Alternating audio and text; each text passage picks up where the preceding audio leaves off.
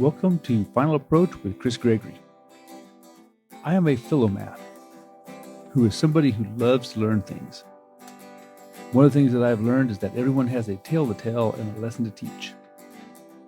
From pilots to farriers to musicians to authors and creators, I'm going to explore my interests while introducing you to some amazing people. Pre-flight is complete and we have clearance, so let's kick the tires and start the fires.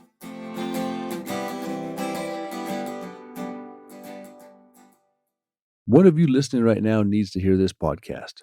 It was a God thing. The plane had a mechanical problem in Dumas, Texas, so Kelly and I got it fixed and then flew within sight of our destination, Las Vegas, New Mexico. Right before we got there, we were tossed around in the air like we were on a stormy sea, so we had to turn back and go back to Dumas. Then the weather in West Texas did something it never does. Rain moved in and a fog that would rival any that San Francisco has ever seen. It was incredible, all the things that came together to get me to meet Don Willingham and bring you this story. Within minutes of meeting Don, I knew I had to get him to sit down with me for this visit. From a live-everywhere preacher's kid to disc jockey to musician to pilot to preacher to AT&T technician to author and multiple plane owner, Don has seen a lot of this world and knows how to spin a tale. I wish I had more time to get the half-dozen episodes that he deserves, so let me know if you want more from this gifted and colorful storyteller, and I will go wheels up back to Texas and bring it to you. We are cleared for takeoff. Everybody, I am sitting here with Don Willingham. Don Willingham. Just like it sounds. And people struggle with that. I'll say it's just like it sounds. And they said, does it have two L's? Does Willingham have two L's? How were you in the spelling bee?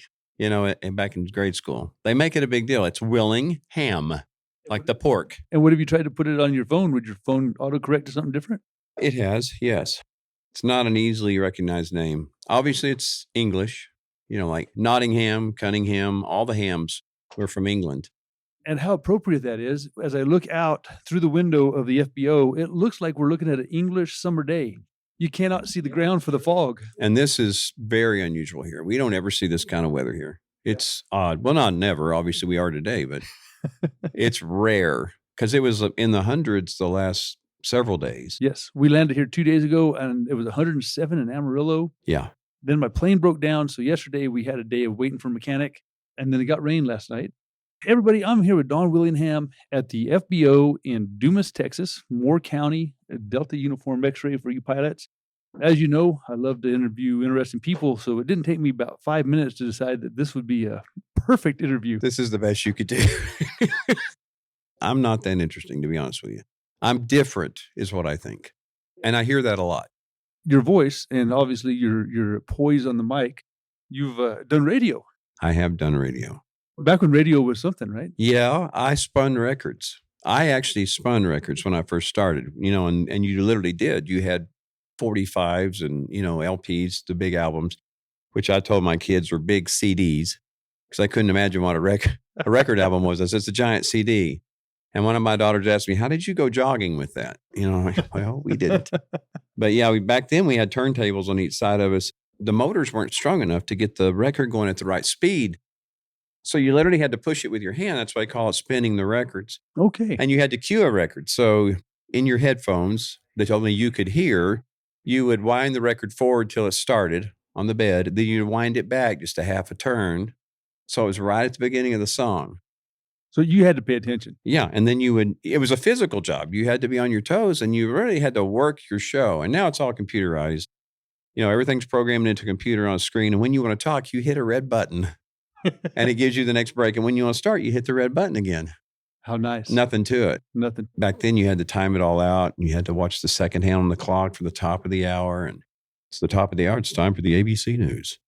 In the short time that I've gotten to visit with you, you've done all sorts of things. So you are a 63-year-old man who has a degree in Bible studies. Was there any reason to mention the age? No, I'm just kidding. I'm messing with you. Yeah, no, I am 63. You're a 1961 model. How's that? I am. I have a shirt that says made in the 60s, some parts still working in an original order. Nice. Yeah. But yeah, I was born in the 60s, 61. My father was a Church of Christ preacher. Okay. And we moved a lot. And actually, in my childhood, I moved 17 times in 18 years. Wow. Yeah. But we literally lived somewhere about 6 or 7 years in Missouri. That was the longest place we ever lived. But there were times we moved 2 and 3 times in a single year. Part of that was around the preaching career. People would get unhappy with us and we'd move. And he was also a motivational speaker. We moved a lot because of that business. Was that a good business back in those days? It was great because in the 70s, it was really big. Zig Ziglar and all those guys were going big. And my dad wrote his own motivational course. He was an amazing speaker, could just hold people in the palm of his hand. And I'm just saying that because he was my dad. He was amazing. He found he had this gift to move people and to motivate them. So he would go into a bank where they didn't know him from anybody and say, hey, and his name's Don Willingham. I'm a junior. Okay. All right. He said, I'm Don Willingham. I have this motivational course and you need to let me speak to your employees. And he'd sell it. Then he'd go hold these seminars. So I grew up going to those seminars, really turbocharged my life because I thought, man, you can accomplish anything you set your mind to. And I believed that with all my heart. And to this day, I still do. And I believe that anything I haven't accomplished to this point is my fault for the most part. So you have a degree in seminary? Yes. And so you've been a preacher. I have. You've been an AT&T tech. Yes. You have been a disc jockey. At 5 radio stations. And I've worked at 5 airports fueling airplanes. And how many airplanes have you owned?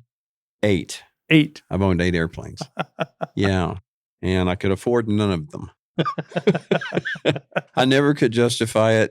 It's just something you love. You know that. It gets in your blood and you just got to do it. And you can't explain why you spend so much on it. It's just your love and your passion and you got to do it.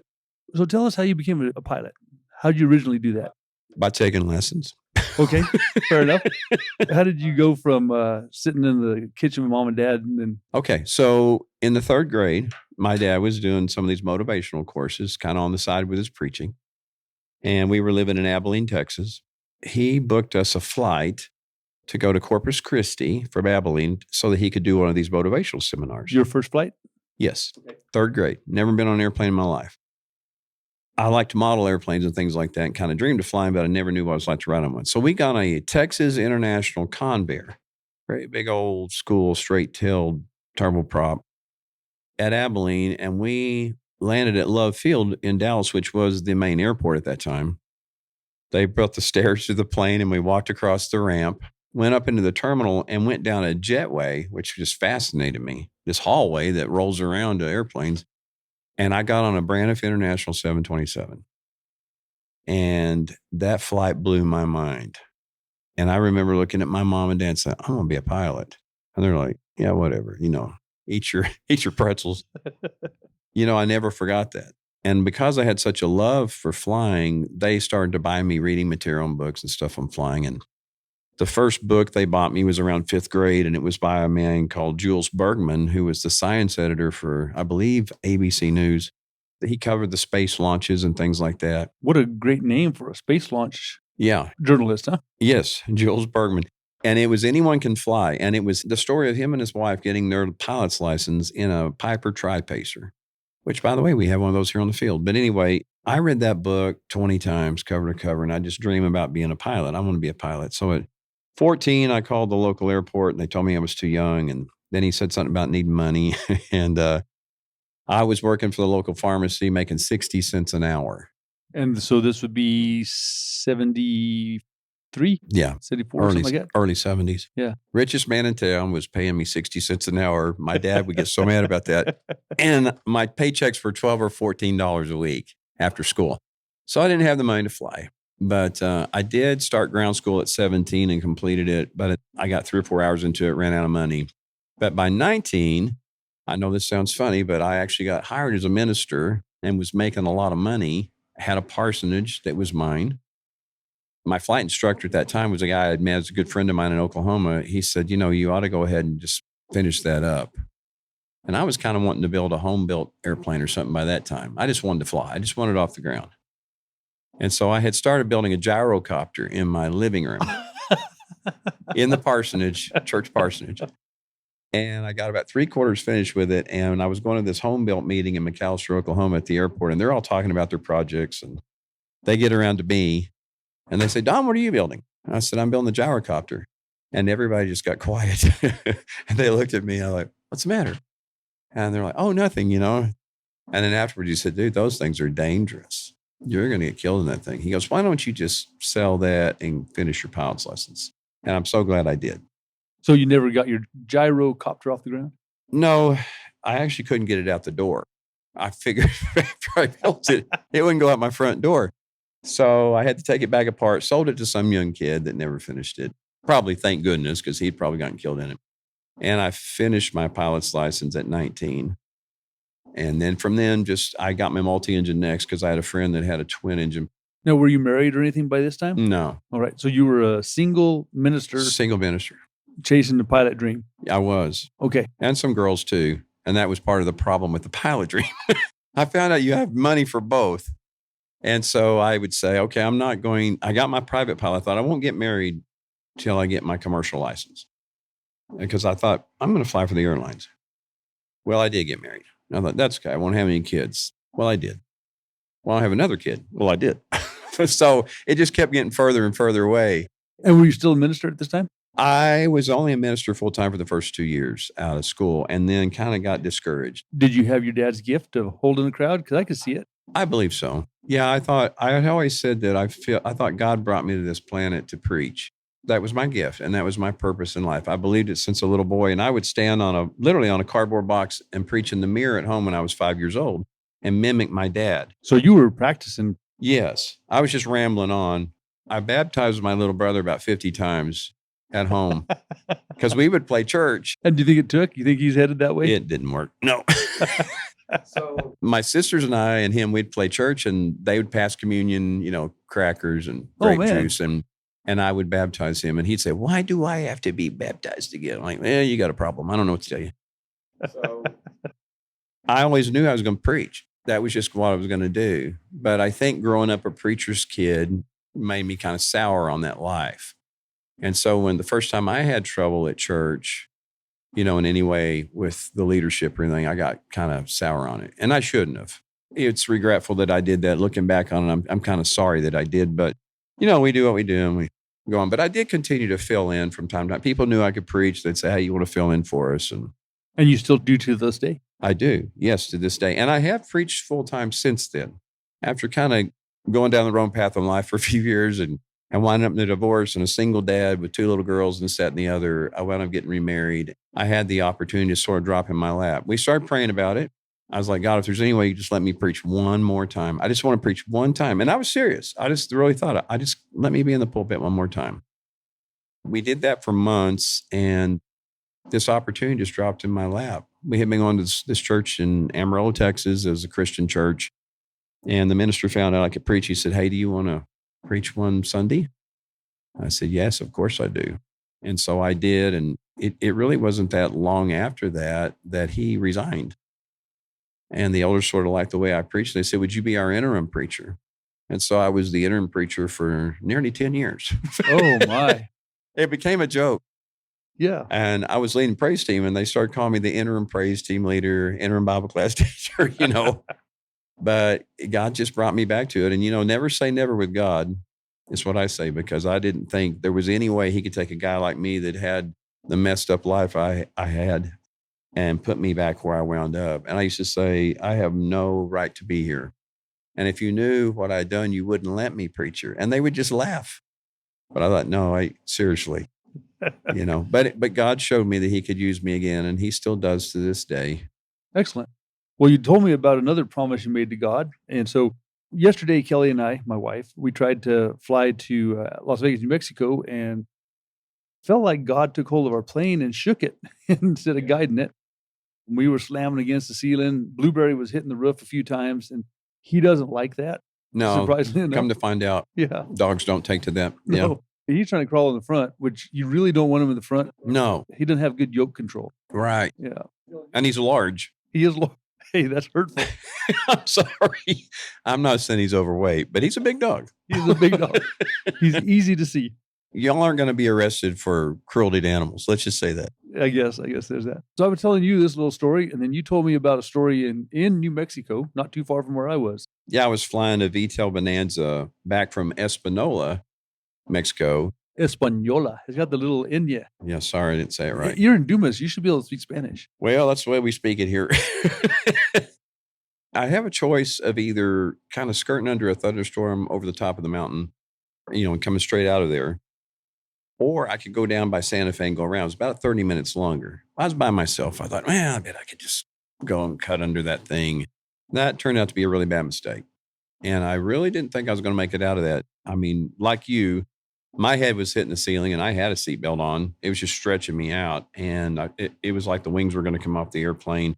And then I was hitting these severe updrafts and downdrafts where it didn't matter what you did with the controls, the airplane just going to do what's going to do. And I would get on this elevator ride going straight up like 2,000 foot a minute. And the nose was pointed at the ground the whole time. I mean, I'm staring at the ground, but I'm climbing.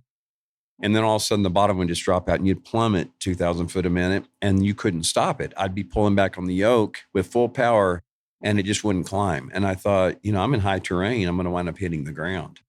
So I started praying, which is what most of us do when we get in trouble. Yes. A lot of people's first time. Yeah, exactly. What's the song that's out famous now? When you talk to God when I need a favor. Right. And a lot of people do that. I talk to God way more often than that.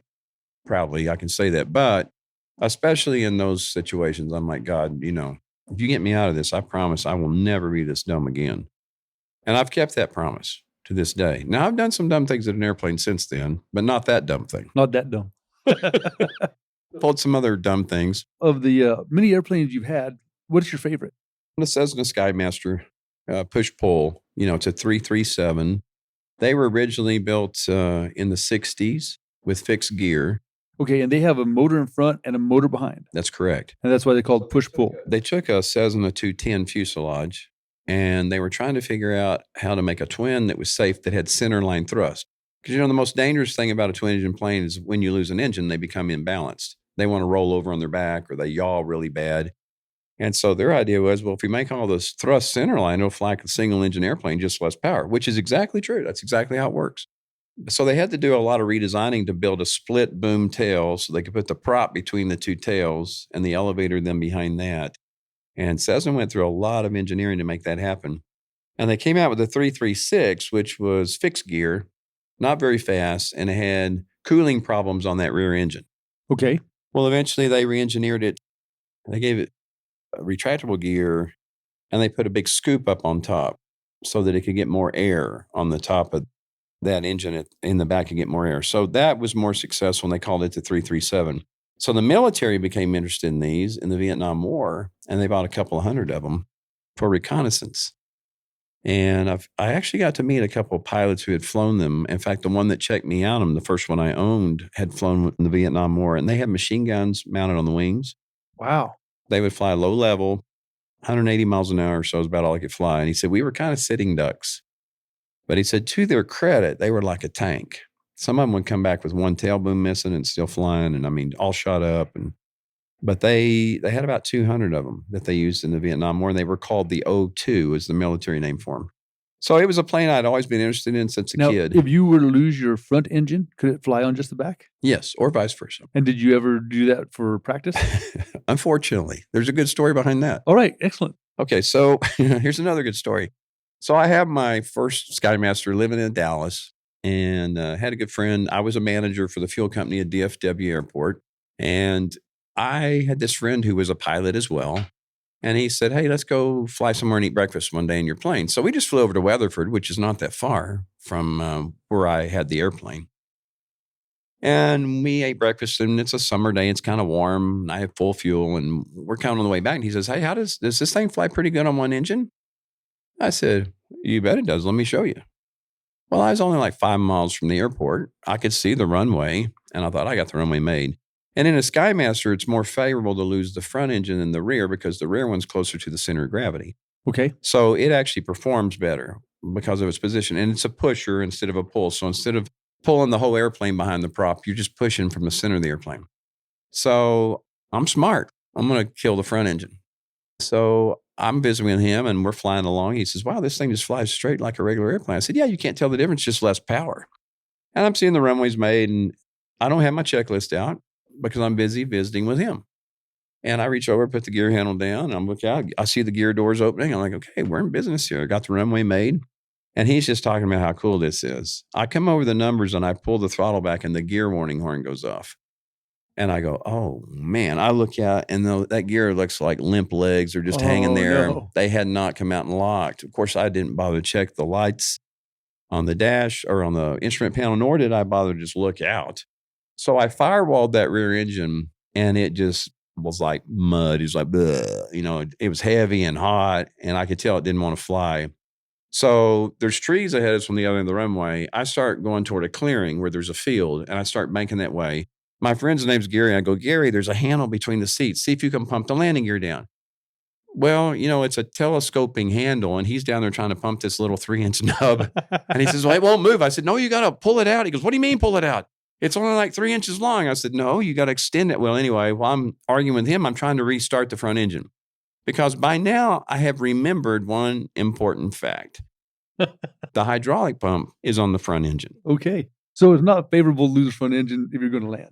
Not unless you pump the gear down early, which I could have done that demonstration too. But here I thought I was being so smart pulling the front engine, but I killed my landing gear when I did that. So we're headed toward this field, and it's just coming closer and closer to stall. I can hear it kind of chattering, beeping, and I keep pushing the nose over. We're down to a couple hundred feet, and I finally said, and I'm trying to restart the front engine, but I can't get it to take. Oh. I said, Gary, I think we're going to have to set it down. He goes, what? I said, I think we're going to set down this field. Are you kidding me? Well, all of a sudden, I bumped the starter again, and it took off. Oh, and I did. The gear comes out, plenty of power. I pull up, pull around like nobody's business. Of course, I had wet myself, but I go around like I'm Mr. Professional. I got this. There's no big deal. I'm trying to be cool. Well, by now I've drawn a crowd on the ground because, you don't often see an engine out on an airplane when they come in to land, but you rarely see an engine out and gear up. Right. I mean, it's like a double accident. Yeah. And it's all happening on one airplane. So I land without incident, and these guys all walk to my hangar, and I'm thinking, don't come over here. I don't want to explain this, It's obvious I screwed up. They're like, is everything okay? I said, yeah, everything's great. Why? What's the problem? Looked like you had a problem there. I said, oh, I was just demonstrating some stuff on the airplane to that guy. And they're like, what? How to kill yourself? I mean, what were you demonstrating? Strangely enough, that stuck. I had remembered back to my multi-engine examiner with the FAA the day I got my multi-engine license as a kid. And he said, do you know the difference between someone who's landing gear up and someone who hasn't? I said, no, what? He said, time. Okay. Because he said, if you fly one long enough, either by mechanical failure or by your own ignorance. I said, well, that sounds like experience. He said, yeah, I was ignorant one time. Oh, man. So he had his. And I thought that was pretty much mine because I didn't need an actual gear up after that. And so you escaped. Yes. Unscathed. I got past mine and I thought, okay, I'll never forget that again. Gear is now important to me and I pay attention. I read my checklist, kind of like they teach you to do because you get complacent. The longer you fly, you can get really complacent. Like, I don't need a checklist. I got this down. I do this all the time. That taught me to go back to the basics, and touch everything. You don't just say it, you touch it. Showing that you're going through the motions. I'm actually done. So that was nearly my my gear up incident. All right. That's an excellent story. So what other planes have you owned? Let's see. I started with the 152 that I trained in. Me and another guy bought when I was 20, which was a mistake. It was too small right off the bat.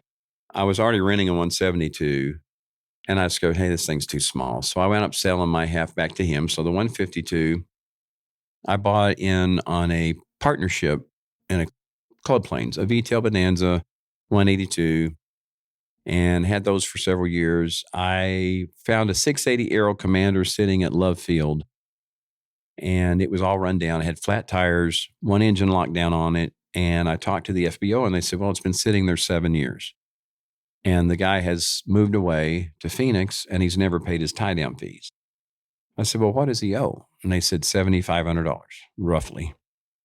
So they gave me his number and I called him. I said, hey, I'd like to buy your plane. Really? Oh, yeah. I'm interested in selling it. He said, what would you give me for it? And I said, I'll give you $7,500.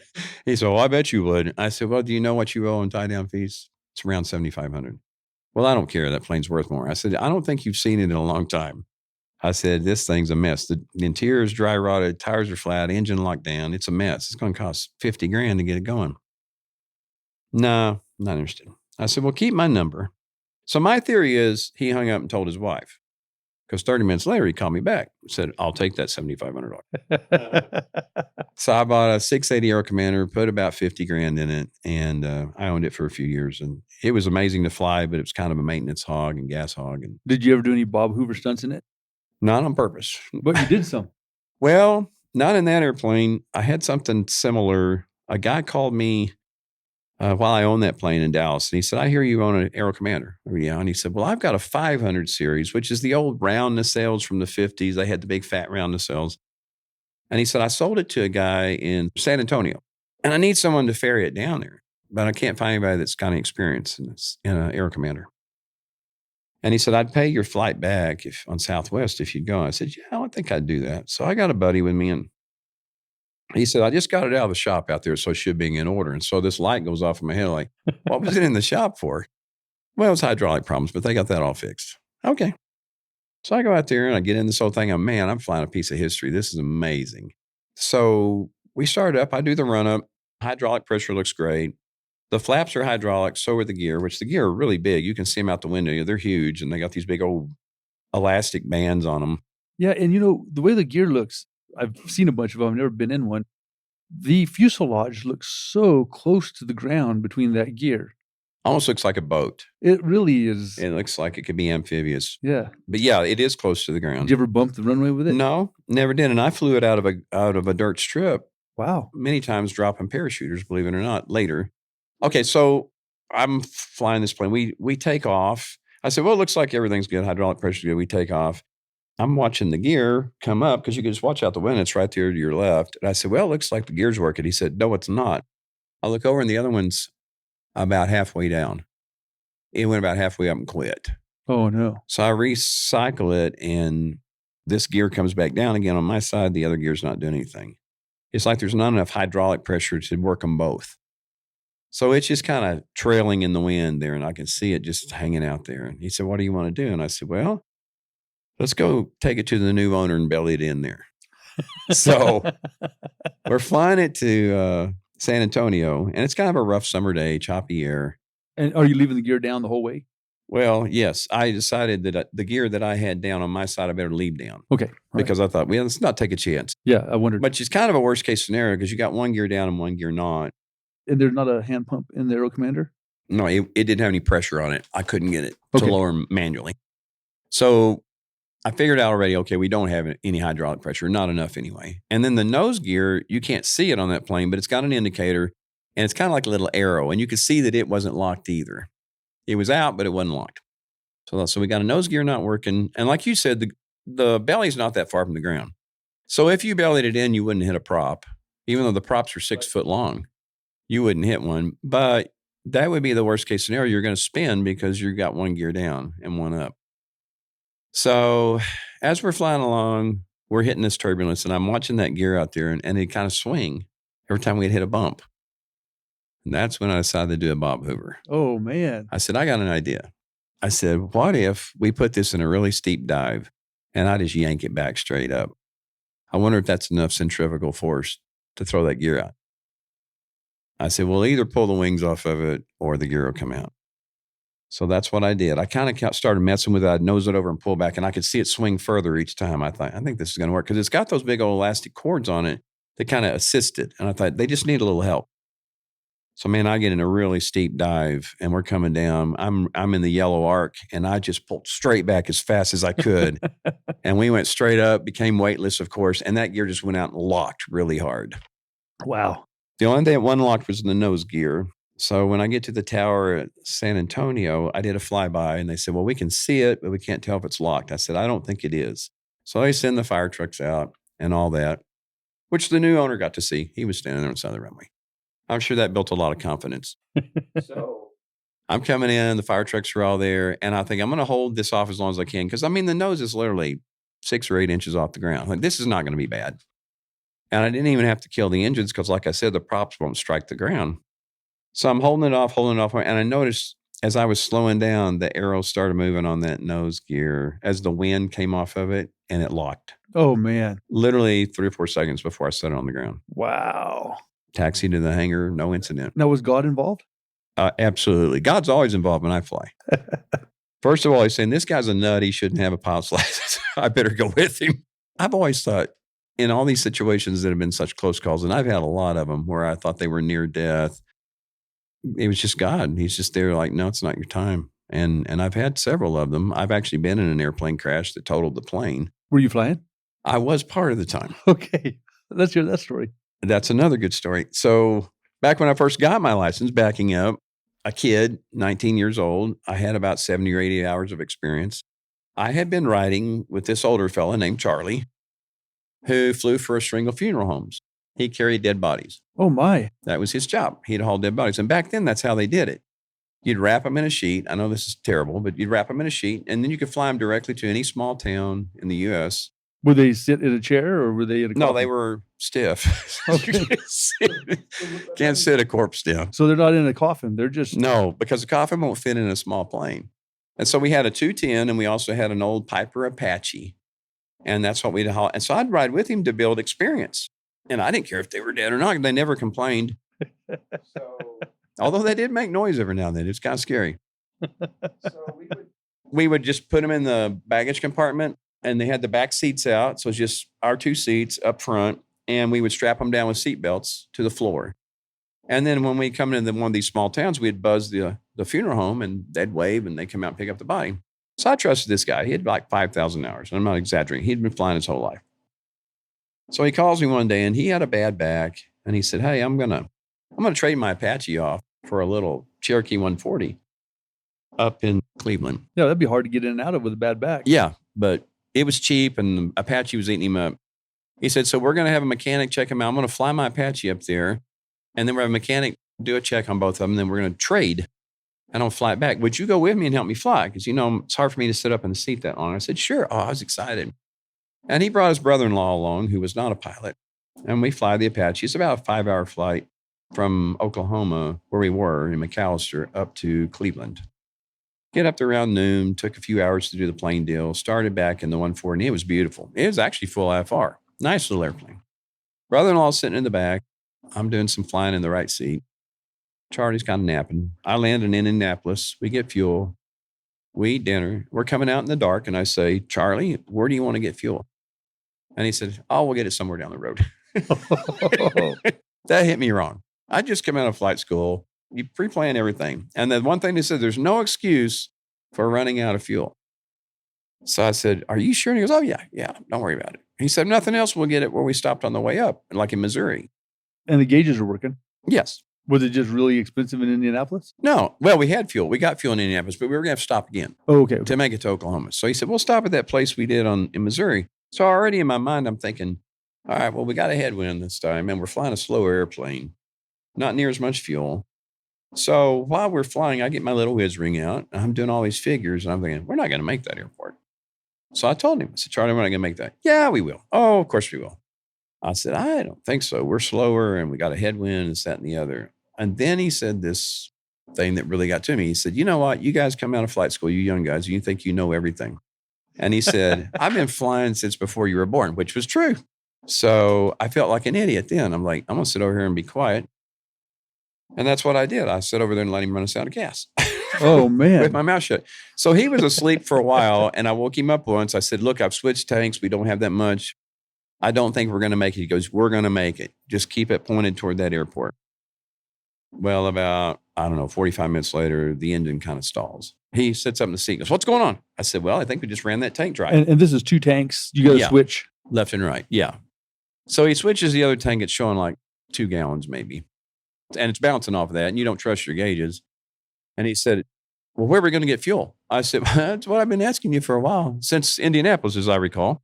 Have we passed any airports? I said, yeah, we passed a beacon just a few miles back to the north. So he turns back to the north. Sure enough, we see this beacon. He starts toward it. He said, I think this is going to be a one-shot deal. He said, find out what airport that is. So I got this sectional out, got a flashlight. I'm trying to find this. I find it, but there's no runway lights. There's just a beacon, but there's no runway lights. We tried every frequency we could think of. Surely there's got to be pilot out, and I couldn't find anything. Well, as we're flying over, I'm looking out of the passenger window. I looked straight down, and I saw the numbers on the runway. I said, hey, we just flew over the numbers. He said, where? I said, right below me on my right. If you turn right, you're going to be on downwind, on a right downwind. So he does. And I'm thinking, okay, well, by now the plane is kind of starting to cut out. And so he panics and he immediately turns base. I said, what are you doing? He said, well, I'm turning base. I said, we're not halfway down the runway. This runway is only 3,000 feet long. Oh, man. Oh, we'll be all right. When we lined up on final and our runway light hit the numbers, they were upside down, which I'd never seen before. So you're at the 1,000-yard marker. We're on the wrong end of the runway. Oh, geez. We landed on the numbers going the wrong direction off the runway, ran through the runway lights, sheared the nose gear off, prop hits the ground, of course, and we're moving. I mean, because he had a lot of speed coming. He put it in a dive to try to get to the concrete, and that picked up all that airspeed. So we're doing 90, 100 miles an hour. We hit the ground. Oh, man. We start down this huge embankment that's several hundred yards long in the dark, and pieces of the cowling are coming over the windshield, and we're bouncing along. We'd bounce up in the air, and then we'd come back down and hit the ground again, and then bounce back up in the air. And he's cussing the whole time. That's all he can do is cuss. I popped my door open because, I thought, this could crinkle the fuselage and we can't get out. So I popped my door open. That's good thinking. That's what they'd said in flight school. Of course, what do we know coming out of flight school? Of course. So I turned around to his brother-in-law, who was scared to death. I said, this is not going to be good. I said, you might want to put your head between your legs, because that's all I knew to say. I don't know why you do that, but it just sounded like the appropriate thing to say. He's like, really? I said, yeah, I think so. I mean, was there room? Barely. Well, his head wasn't very big. So anyway, he assumes the crash position.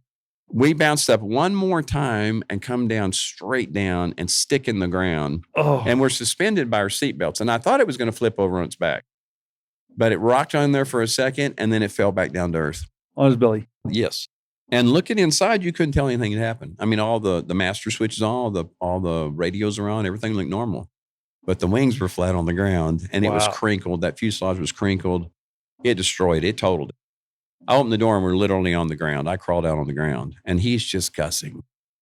And he said, you know what I forgot to do in Indianapolis? I forgot to call my insurance guy and switch the insurance on this thing. Oh, no. I said, man, I'm so sorry, Charlie. Sorry, Charlie. This highway patrolman shows up because he had seen us go down and he was a pilot. He realized we weren't on the runway. So he was out there and he calls the FBO manager and he comes out there with a big old tractor and a log chain. We tied that around the tail of that beautiful little airplane and drug it on the pavement to the hangar. We get a hotel room. We call a friend he's a pilot. He's going to come pick us up in like an Archer the next day. And we're laying there in the dark. I'm on the floor on a pallet. And I said, Charlie, I hate to say it, because he's still complaining. I said, I hate to say I told you so, buddy. Is he mad at you? He's just mad in general. Sure. And I think he was embarrassed he didn't listen to me. But I said, I hate to say I told you so, but I told you this was going to happen. You didn't listen. And he said, well, if you think you're upset, this is the third time this has happened to me, twice at night. I said, what? Well, it'll be the last time with me flying with you, buddy, because I'll never fly with you again. Man. That was the end of me and Charlie's friendship. Oh, geez. But, that was God again. I think, I was in an airplane crash and all three of us walked away without a scratch, not one scratch.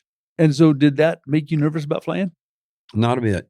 I flew back in another plane the next day. And the next time you took off, you didn't bother you. The only thing that made me nervous about was flying with Charlie. Because I thought, okay, that won't happen to me because he's an idiot. He's just an accident waiting to happen. And he did actually have another accident a few months later in a how did he get insurance? In a Piper Cub. I'm not sure if he had insurance. Okay. But he owned a little miniature Piper Cub and he was trying to show off to his girlfriend by doing a barrel roll on landing. Oh my. I'm sure you've attempted that. I mean, you just got to see if you can do it. Just one time. Right here on final, let's see if we can roll this thing.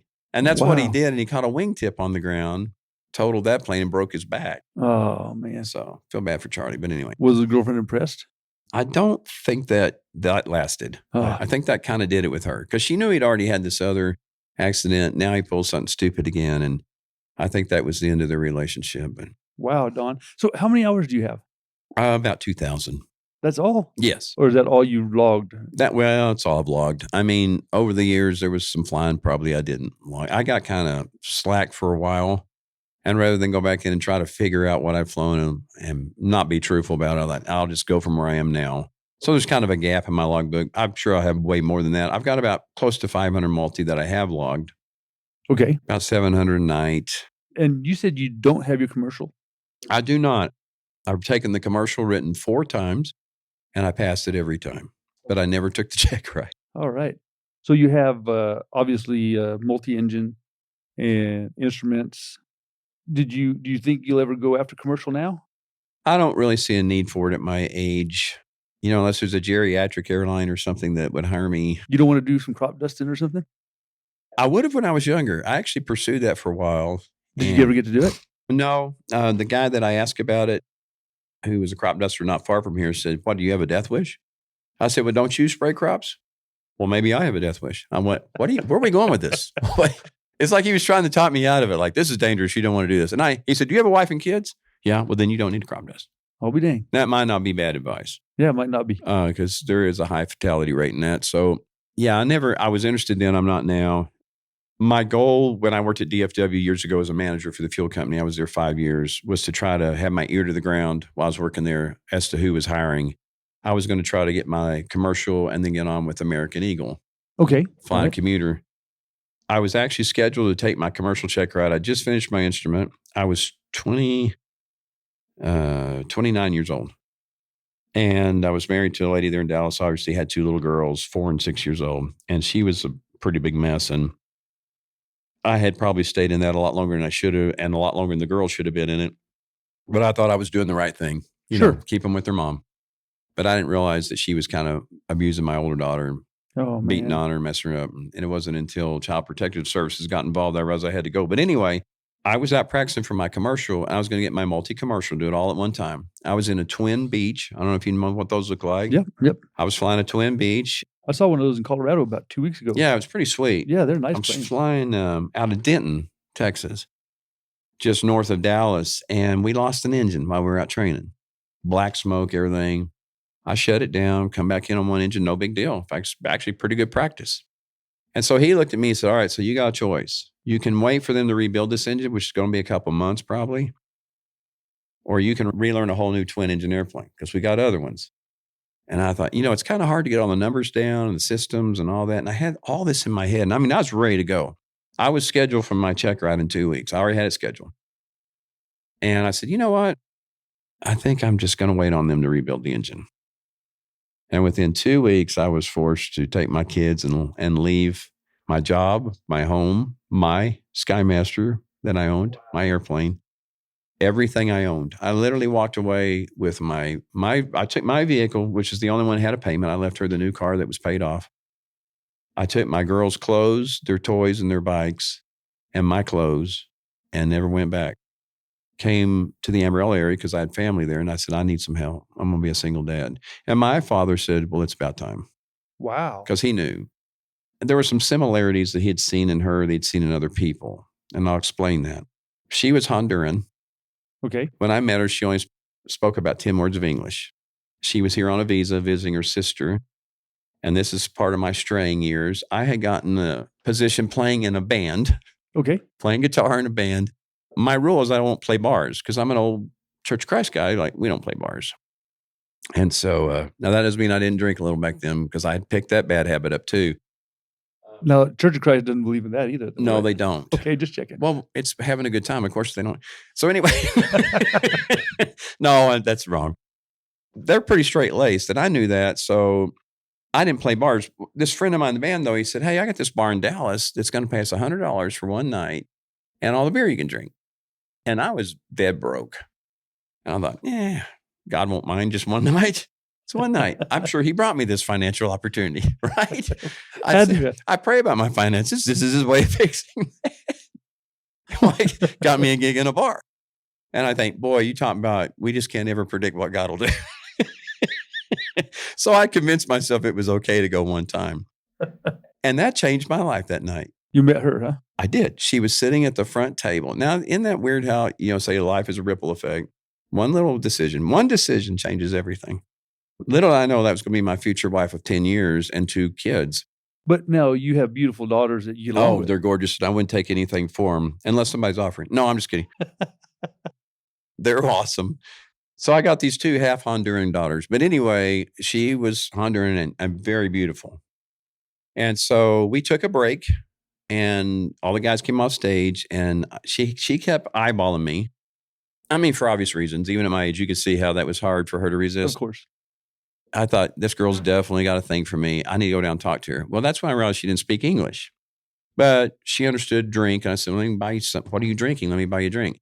Looking back, I was thinking, I wonder what would have happened if I just stayed on stage and played my stupid guitar. I mean, it was an easy task, but no, I had to come down and ask her what to drink. Well, as they say, the rest is history because, I asked her out again after that night and she said, I'm just on a visa here, basically. Her sister was there who spoke English. She said, she's on a visa. She's here for my birthday. She has to go back in 2 weeks. When I looked at her that night, because my dad said, what possessed you to ever marry her? Because you didn't even know her hardly. We got married in like 3 months. Oh, wow. Did you go down to Honduras? Did she have to go back down? I generally try to know my women at least 6 before I'd marry them. But this was 3. Personal standards. Pushing the standard. No, I didn't. She wound up staying over on her visa after it expired, which wasn't legal, but she did. But I didn't want her to leave.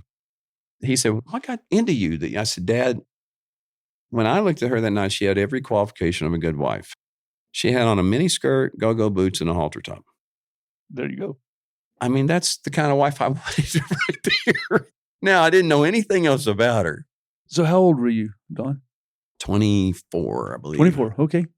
In my mind, that was the perfect wife. I'm going to have a gorgeous wife. And she was. She was beautiful. And she didn't speak much English, but we made 2 kids. Just with a little bit of English she did and lived 10 years together. Did she keep a good house and cook good? Not at all. No, okay. These are things I began to find out down the road, Chris, is that not only could she not cook, but she had no willingness to learn.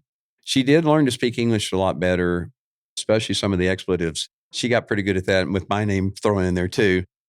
It was about a year after we got married, I could see things turn in the wrong direction, and she had a drinking problem really bad. And then I found out she was doing drugs too, and she had hooked up with some cocaine dealers from South America. She had made friends with them, even though she was in denial of that. And by the way, they offered to pay me some money to go get a load from Miami, literally with my Aero Commander. They said, don't you have a twin-engine plane? And I said, yeah, and they were going to pay me $10,000.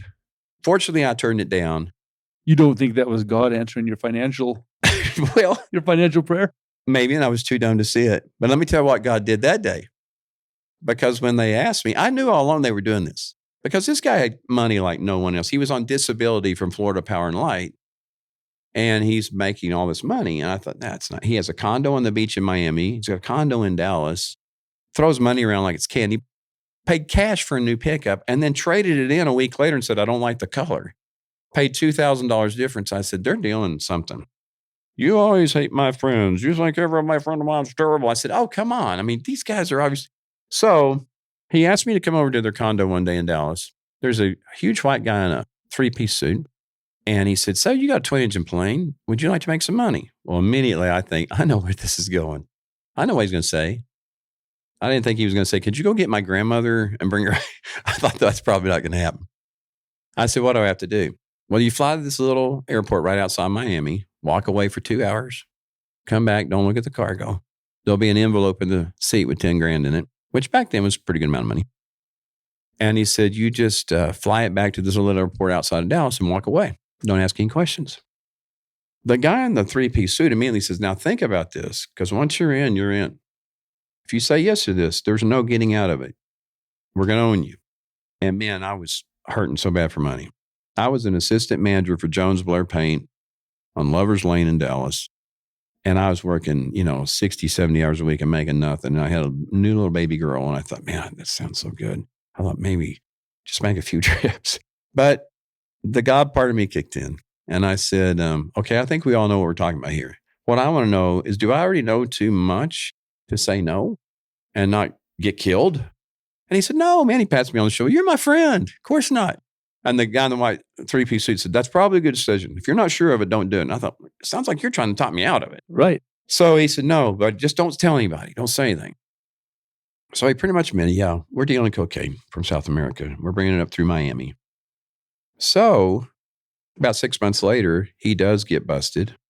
Him and his wife, they lost their little 5-year-old boy. They took them away from him, lost their condos. Guess who the undercover cop was?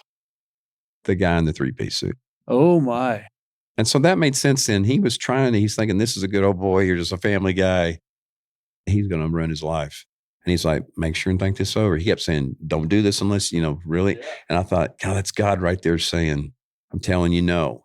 Well, what a good story, huh? Yeah. So the similarities that my dad saw was during that time period was the Lorena Bobbitt trial. Remember old Lorena? So those of you that don't remember, she cut off her husband's genitalia, right? Yes. In his sleep, because I guess she didn't like him or something. I guess. That was what I got out of it. Anyway, it's always a bad sign. I couldn't think of any other good reason.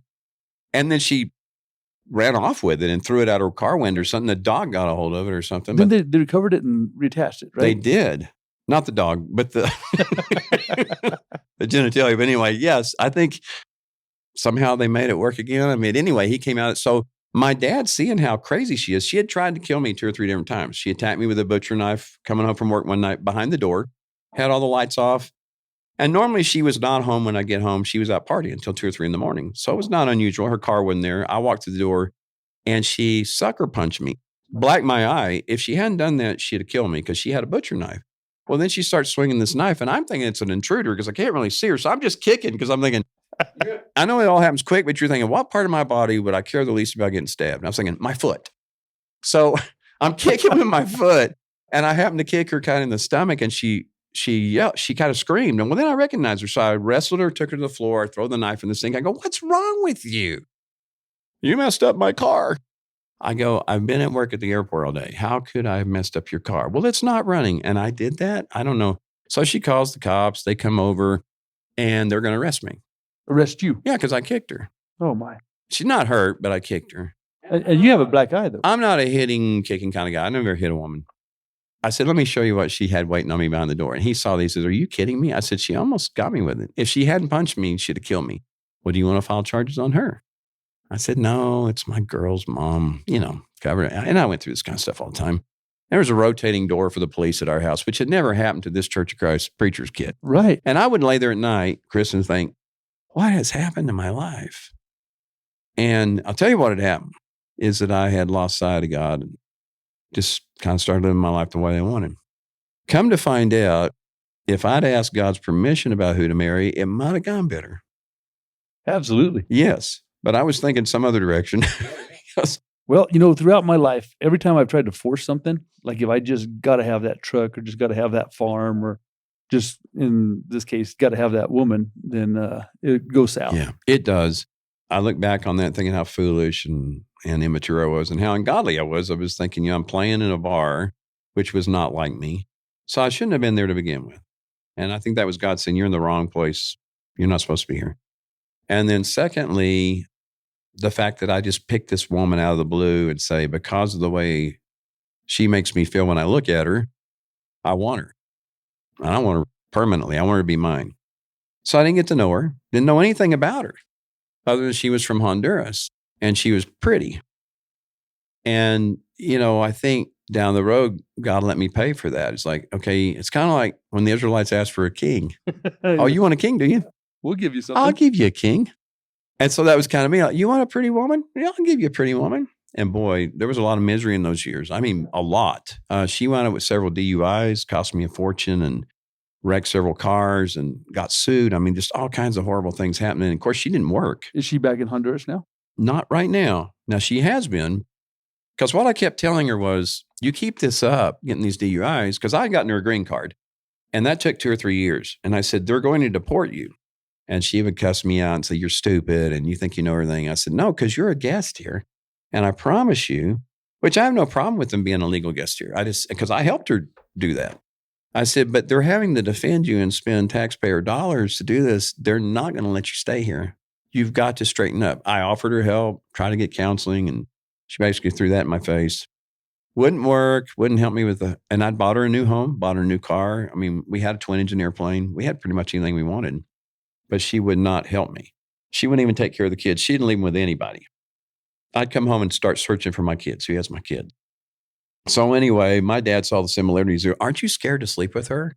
I mean, Lorena Bobbitt, see the similarities? This Hispanic woman that's crazy. And so I did. She had been telling me, I don't want to sleep with you anymore. And I wasn't extremely attracted to her by that point. She wasn't quite as pretty all of a sudden. So I moved in the spare bedroom, put a deadbolt on the door. A deadbolt? Yes. Did you move your daughters in I was there? scared of her. Yes. I brought them in there and then she tried to break the door down. That's how crazy she was. But anyway, long story short, I look back on that and I'm thinking, all this started because I left God behind. Man, When you just turn your back on God, it's not that he, like any father, you don't love your child any less, but you're like, okay, well, you're going to suffer the consequences. go your way and you can live that out. My older daughter once told me when I was trying to get her not to marry her first husband, which that didn't end well either. She said, Dad, I just want to be able to make my own mistakes like you did. And I laughed so hard. My wife laughed. And I said, oh, I think you're going to get a chance to do that.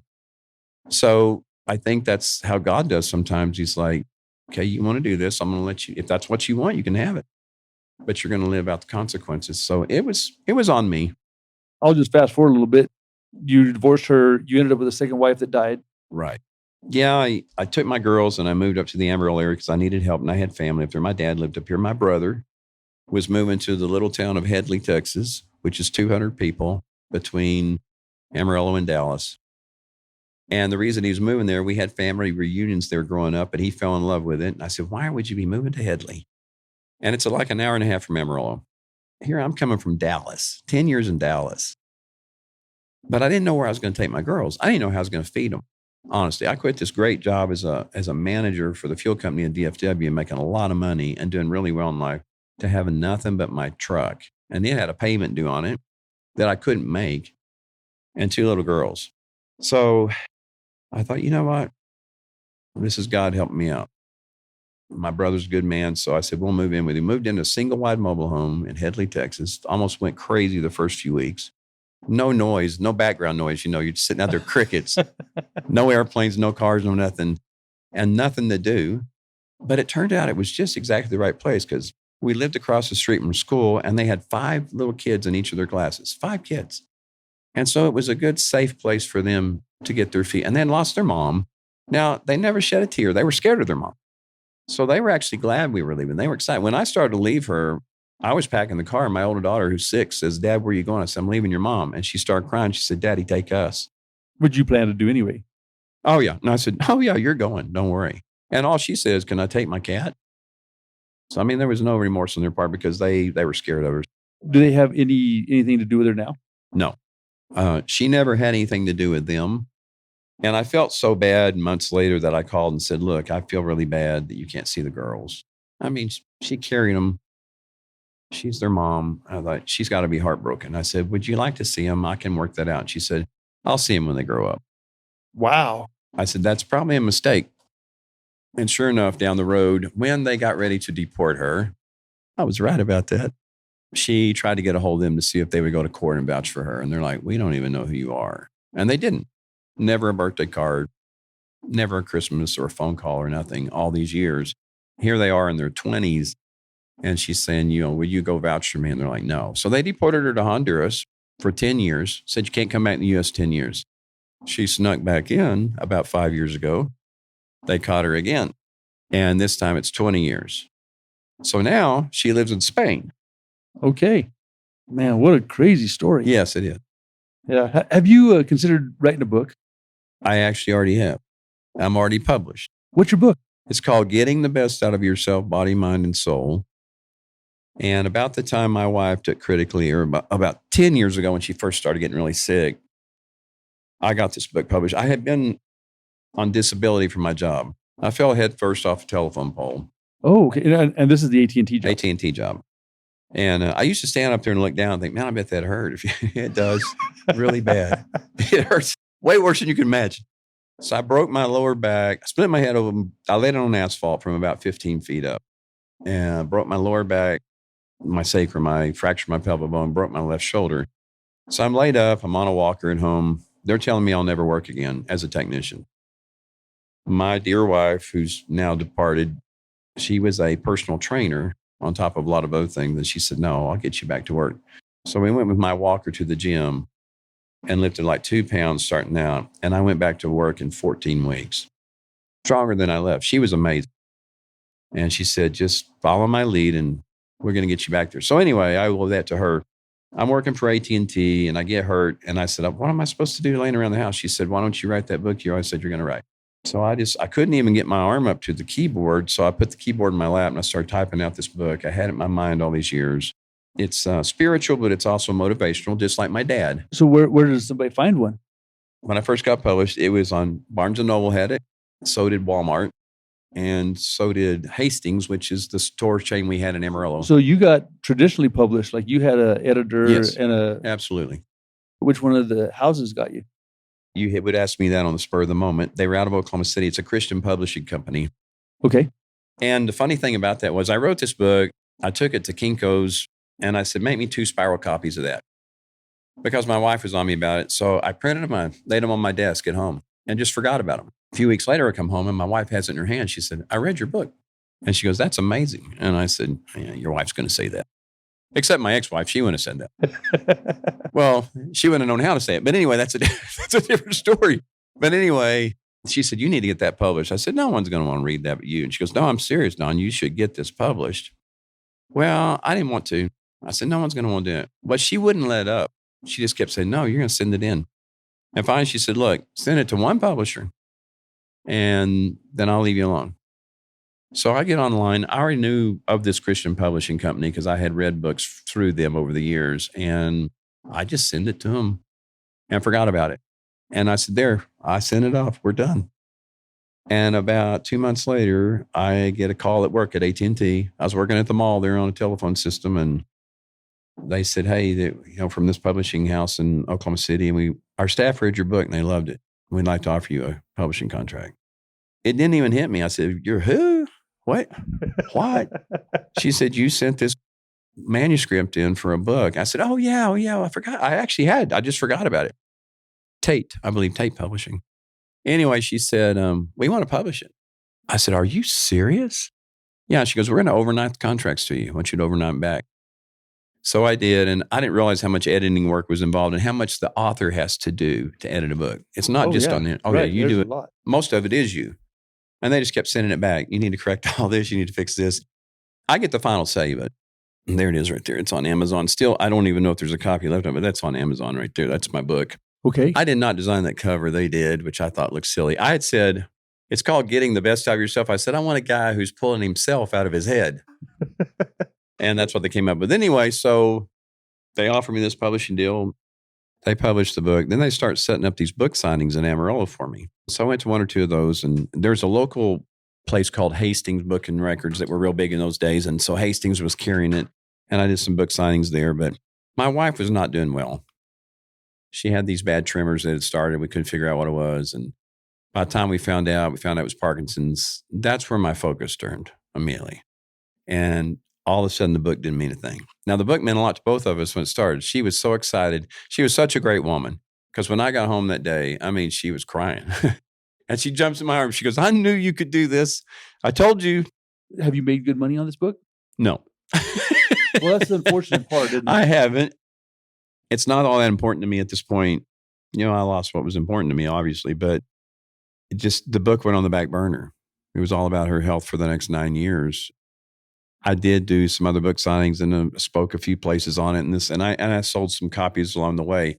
I have a little joke about that because all in all, it sold about 1,000 copies. Okay. And I always tell everybody, if you want one, I've got about 990 in my trunk. And so I'd be glad to give you one. So do you really have one that I could buy? I do have several. I have the paperback, and I've got a couple. There was a special edition hardback, which is some reason a big deal if it's a hardback.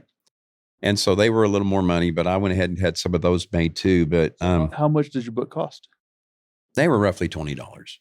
So I've got a few boxes of them left, but I gave them a lot of them away to friends at church and things like that. And then, I'd sign them for them. Not that that's a big deal, but everybody wants it signed. I did sell some over time. I had a church, a huge church in Minneapolis, St. Paul, that got a hold of me one day. And somehow this guy knew my dad from when I was a kid. He said, you're not the Don Willingham that holds motivational seminars. I said, no, that was my father. And he said, I found your book online and I read it, and it just sounds just like your dad. And I said, well, there's a lot of what my dad taught in that book, because obviously I grew up with that. My dad was deceased as of 2003. So there was a lot that he taught me that I put in this book. I combined it with my own beliefs, my own thoughts. He was not a workout guy, but I've always been a big workout guy. And so there's a lot about working out there. My wife was a trainer, personal trainer. So we put a lot about getting in the physical shape, because it's called body, mind, and soul. But I actually start with the soul because I think that's the right order. And then I went to the mind, and then I did the body last because I think the body's the least important. Even though it is important, it's the least important. This book has all that. It's supposed to be the, getting the best out of yourself. It's everything. It's getting control of the total person. I call it getting in the driver's seat in your life. You realize you're driving around this vehicle that we all ride in. It's our wheels here on earth. This body, it's our wheels. It's not you. You're inside, but you're just riding around in it. You do have control over where it goes to some extent if everything's working right and you determine what it'll do or where it'll go. But what if I told you you're just in this body and it's just taking you wherever it wants to go? And you don't have any say over it all. You think you do. But in reality, most of us are out of control. We're just driving through life aimlessly with no particular direction. Would you go on a trip like that? Get in the car and say, well, let's see where we wind up. Sounds like Charlie, huh? Yeah, exactly. There's Charlie. You think you're upset. This is the third time. No. So anyway, my idea was we need to wake up. And I'd seen this in my own life. It's like, that's what happened in the first part of my life was I was just driving around aimlessly and thinking I was in control, but I had no real direction in life. Thought I wanted to be a minister, but because I didn't really have a direction and stay on that direction, I screwed that up. Then I got married and I thought I had a direction there and I screwed that up. And I just kept seeing all these mistakes I'd made. And I thought, it's because I'm not in control of my life. And it's more than just how you believe in your heart or, your spiritual beliefs. It's more than just how you think, but it's also physical as well. Because if we don't take care of our body, we can't get around anywhere. And I'd say you wouldn't just let your car run down and then get on a long trip and say, well, let's hope we make it. So we get on this long trip called life and we don't take care of our body. And then a lot of times we don't make it where we're going or we can't go where we want to go. So the body is important in that aspect that we have to keep it in shape. God created the body to work and to do physical things. And if we don't continue to do those things, we become sedentary. We get sick, we die early, or we don't make it to where we want to go in life. Say, I would love to go do this, but I just can't do it physically. So I think it's a balancing act between those three things. And to be the total person, you need to get control of all three. But by far, the soul is the most important. That is what will live forever. And that's mentioned, but that's the one part of us that'll live on forever. I believe it's the breath of God. I think our soul is, God breathes into Adam the breath of life. He breathes it into every baby before they're born. It's his breath. That's why science can't duplicate life. They can take life that exists and they can make another life out of that just by putting it all together, but it's already alive. That's what brings life is God's breath. And so that's our soul and it lives forever. But while we're here in this temporary thing that we're riding around in, these wheels, we have a lot of control over what we do and where we go. But it's just recognizing who's driving. Am I driving or am I just getting driven around aimlessly? So once you wake up to that and you say, the reason I'm not where I want to be in life is because it's my fault. It's not anybody else's fault. It's totally my fault. And I don't care. And I've had some bad things happen. I've got a lot more stories. I got a couple that break your heart that never happened to anybody else that you know. I guarantee you. But it happened to me. Are they in your book? Yes. Okay. They are in the book. Well, guys, that's a teaser for you. Yes, absolutely. So just in the few minutes that I got to know you before this, I could tell you were a natural storyteller. And this podcast has just gone smooth, fast, and easy, and we're well over an hour. I'm sorry about that. Oh, no. I told you what my dad said when I was tongue-tied as a child. He got me 2 years of speech lessons and said, the biggest mistake I ever made because you haven't shut up since. I never have a problem talking. It's being quiet that I have a problem with. Everybody, I'm going to go get my copy. Can you tell me a dad joke before we're done? Well, I have a few. One in particular, this is a great one. A termite walks into a bar and says, is the bartender here? Perfect. That's terrible, isn't it? That's great. Terrible. Joke. And I do have a pilot one real quick, or a flying one if you don't care. It's a little longer. A couple of blondes, and I like blondes, by the way. Who doesn't? So a couple of blondes are on this flight, and the pilot comes on, and he says, hey, we've lost an engine, but don't worry, we've got 3 more. He said, the only difference is we're going to be like 20 minutes longer getting to our destination, a little slower. So they're like, oh, okay, well, sounds like he's under control. 30 minutes later comes on, hey, we've lost another engine. Don't worry, we got 2 more. We still get there on 2 engines, but we're going to be about another 20 minutes later. So just go take a little longer. We'll still get there. Well, I was like, okay. Comes on a 3rd time. Lost the 3rd engine, but don't worry, this plane will fly on 1 engine. But now we're going to be almost an hour late to our destination. One blonde looks at the other and says, man, if we lose 1 more engine, we're going to be up here all day. Excellent. Okay, that's it. No, can you teach me anything? You know, Chris, in a sense, I think I already have. You have. You've taught us all a lot. I feel like if I could teach you anything, it's just to step back like I did. I had to teach myself and say, why is it that I haven't achieved what I want in life? And I hear people blaming everybody else, and I did that too.